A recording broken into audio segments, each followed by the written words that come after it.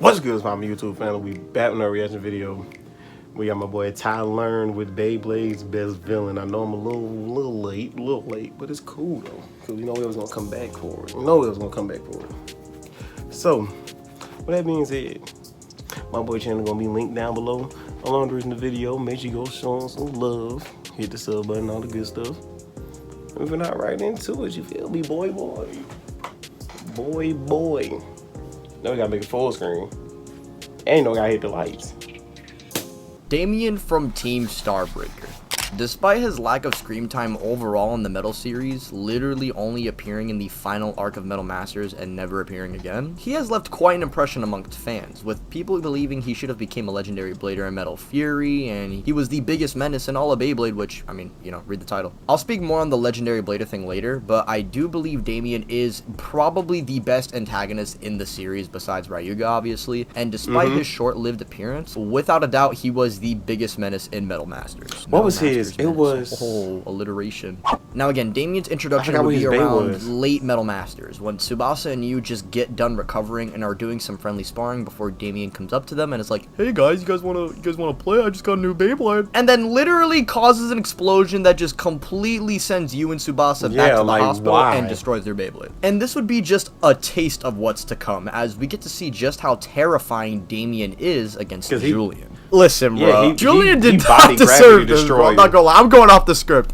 They did not need to do that to him, bro. And he becomes a better blader because of this, and it doesn't even matter because Damien faults him and his entire team. We literally see Damien take everything away from Julian slowly with each hit his Beyblade hits on Gravity Destroyer. That's different. Like every blow Damien throws, we just see his future being burnt. We learned through this fight that Damien is so strong because of Ziggurat's arrangements, which is a system that specific bladers can go through to reach their max potential. Damien was fortunate enough to be one of the few who can get results beyond expectations, making him the chosen one, or the person who was chosen to be the strongest. And pretty much he battles other people not because he likes strong opponents, but rather it's because it was something he was meant to do, giving him a completely different outlook from pretty much every blader we've been introduced to up to this point. Every character we've been introduced to up to this point has a purpose and has a reason for why they're fighting, whether it's, you know, good, bad, just because they like to fight. But for Damien, it's a little more than that. The arrangement system is something that only a few people can actually draw their full potential out of. Ziggurat's whole arrangement system doesn't just hold strong bladers, it chooses the ones who are worthy, which is why out of any character, Damien is the one who just fully relies on this.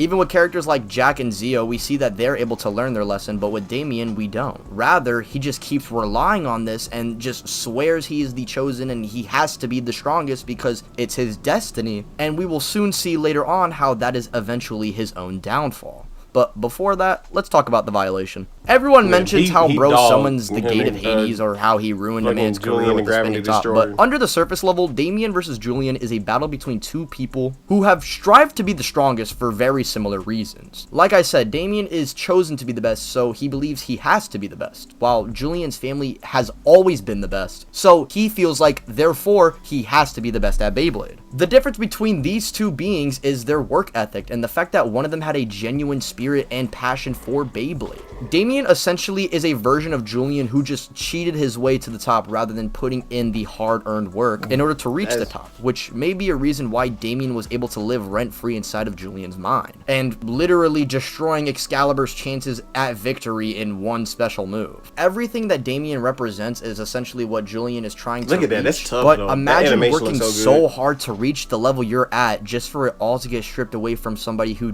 didn't even put in any work, or even nearly half the amount of effort as you.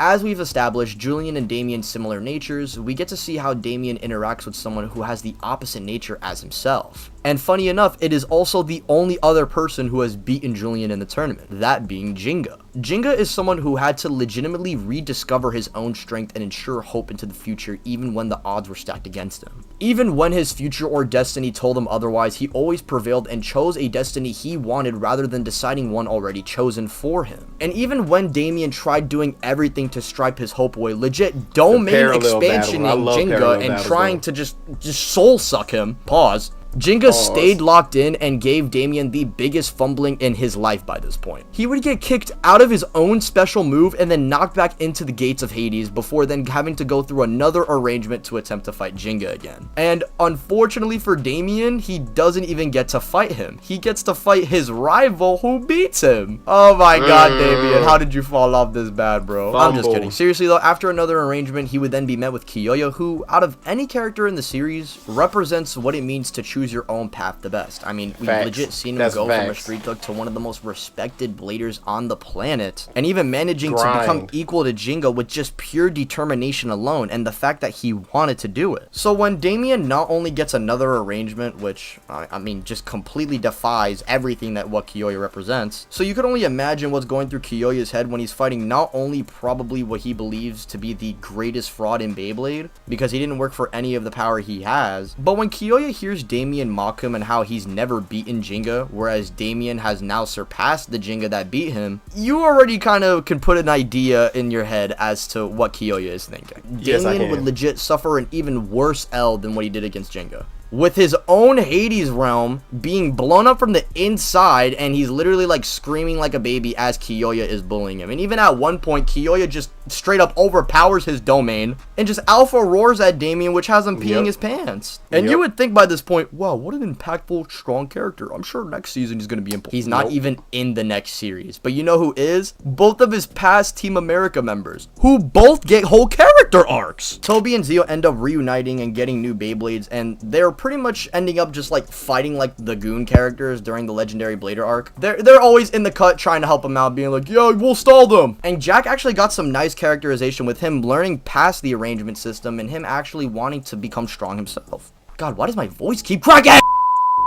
But seriously, the fact that Damien is nowhere to be seen when both of his past team members get characterized this season, and on top of Cerberus not being a constellation under a specific season, so they could have just 100% added an additional Blader. And Fury was already shorter than the other series, so hey, add a few episodes to establish Damien. It's kind of unfortunate what happened to Damien, but I guess it's just a Beyblade thing. Like, it happened to Reggie too, so it is what it is. Whether you like him or don't like him, he was by far the coolest character in Metal Masters besides the Cheyenne, of course. And it sucks we never got more from him. Like, oh bro, it would have been cool if at least he was like helping the evil legendary Bladers, maybe, you know, have someone like Nile take him out, or Masamune, you know? Have him be a stepping stone for the non-legendary Bladers to overcome, maybe. I don't know, man. I'm just spitballing ideas. I'm just thinking it would be really cool. Damien, you should have gotten more screen time. You know, it made too much sense for them to do that, big dog. You know, if it makes sense, they can't do it. You know, if it makes sense, they can't do it. Come on, man. You know this.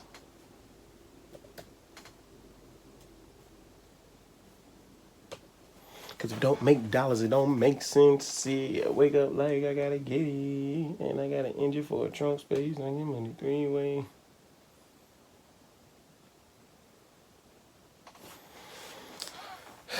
Man, but he was cool though. His was Cerberus. I couldn't think of what his blade was, man. And I always love when Top break down new like character videos. I love them so much. Cause this different perspective of how you look at it. That's why I'm like, I'm finna start looking at more like character videos like that in general, because I like them. Like, that's what I be listening to when I'm at work. But no, he was a great villain though. Great villain. Great villain. Like you said, behind Big Dog Ryuga, he was still a great villain though. So, with that being said though, his channel gonna be linked down below. Along the video, make sure you go show us love.